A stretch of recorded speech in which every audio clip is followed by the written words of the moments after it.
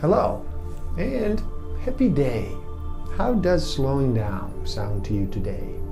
Would you like to reduce the noise for just a bit? Are you ready to make a choice and decide to listen? My name is Igor SF Walker, and I am here to remind people to slow down, to reduce the noise, to walk their lives into a natural flow. Welcome back to the Book of the Week series. Every week as I read another amazing title, I share it with the world. And today we look at the power of 8, harnessing the miraculous energies of a small group to heal others, your life, and the world, by Lynne McTaggart. The primary system of communication in the body is not chemical reaction, but quantum frequency and subatomic energetic charge. One of the strange effects identified is that intention seems to affect everything in its path. When the seeds were part of an intention study, every seed was in some way affected, whether or not it was actually targeted. This has big implications, suggesting that living things register information from the entire environment and not simply between two communicating entities. The idea that any given object remains at rest or continues to move at a constant velocity unless acted upon by an external force, Newton's law, is embodied as the cornerstone of many confident assumptions we make about how the world works. This notion that things are static, separate, and inviolate unless something physical, some force, a push, a punch, a swift kick is done to them. Indeed, all of Newton's laws describe things that exist independently of each other and require some physical, measurable energy to change, even to move. Living consciousness, somehow, is the influence that converts the potential of something into something real. The moment we look at an electron or take a measurement, we help to determine its final state. This has always had a number of uncomfortable implications, the greatest of which that the most essential ingredient in creating our universe is the consciousness that observes it. In fact, that nothing in the universe exists as an actual thing independently of our perception of it. Andrew Greeley discovered that people who had undergone a mystical experience had a new sense of their lives and recorded far higher levels of psychological well-being than those who hadn't had the experience.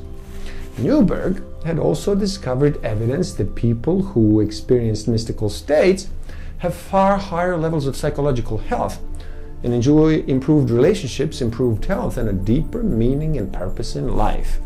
In fact, in one study, terminal cancer patients who had undergone a drug-induced mystical state enjoyed the kinds of improvements in mental health ordinarily seen with psychotherapy. The scientific literature contains many case studies of patients who experienced spontaneous healing of a variety of conditions, even alcoholism, after a mystical experience. So, what is a powering up procedure? Intense initial concentration, visualization, a heart-centered approach, a very specific request to the universe.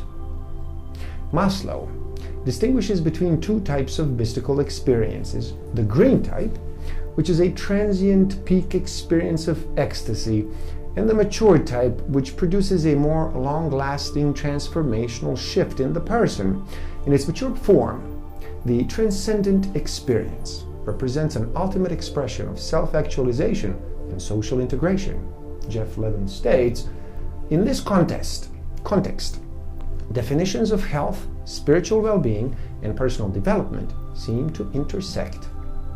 People who are strongly focused on themselves are more likely to suffer from depression and anxiety and negative mood.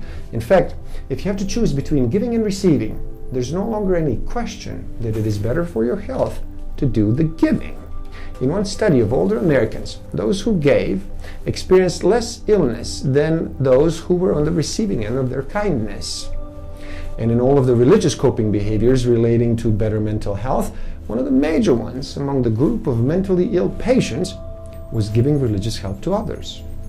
Giving also appears to be the key central to longevity. Research from Stanford University in California of senior residents showed that those who were involved in volunteer work, particularly in religious groups, had mortality rates nearly 2/3 lower than those who weren't. A situation noted the researchers only partially explained by health habits, physical function, religious attendance, and social support. There is a physical component to the joy that people experience when helping others, which psychologists refer to as a helper's high. When people who volunteer are surveyed, they frequently described feeling physically the same as they do when they engage in a vigorous physical exercise or a bout of meditation.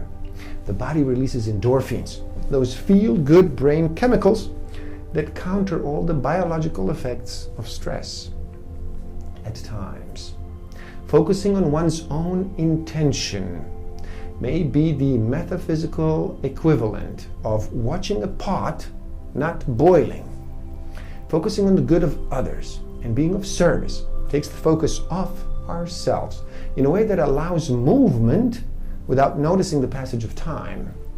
Perhaps altruism is the secret way of both consciously and non-consciously not observing, so the desired outcome can occur. When I think of all my intention work, I think of what Jesus may have been trying to tell us all, no matter whether you are religious or have a more secular sense of spirituality.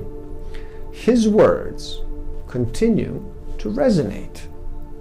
Don't play small when it comes to healing yourself or healing the world. This is too big an enterprise to attempt by yourself. Find your truest self in your greatest power in numbers. Please do help out. It is easy. Simply like this video so more people can enjoy. Share it too and spread the word. Subscribe to my channel and stay up to date. And the link to this book is in the description below, so buy it and read. Never stop learning. Thank you. Love and respect.